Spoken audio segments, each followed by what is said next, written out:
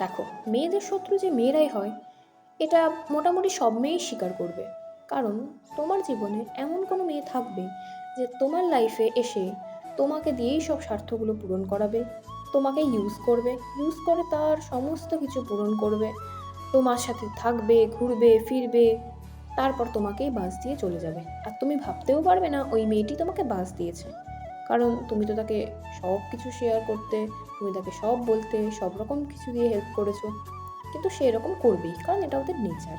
এত টক্সিক মানুষ যে মানুষের সাথেই থাকবে, হয় তার ক্ষতি করবে, নয়তো তাকেও টক্সিক বানিয়ে দেবে। যেমন আমাকেও বানাতে চেয়েছিল কিন্তু পারেনি, তাই বাস দিয়ে চলে গেছে। আমি বুঝি না ওর কোন ক্ষতিটা আমি করেছি। আমার বাড়িতে আসতো, থাকতো, ঘুরতো ফিরতো, আমার সব জিনিস ইউজ করতো, খাওয়া দাওয়া করতো, রাত্রে ঘুমোতো, আমি ওকে সব রকমভাবে হেল্প করতাম। তাও কি জানি কিসের জেলাসি থেকে এই জিনিসগুলো করে এরা। মানে এদের না ভগবান কখনো ক্ষমা করবে না, আর করেও নি। ফেল করে গেছে, কলেজ থেকে দূর দূর করে তাড়িয়ে দিয়েছে।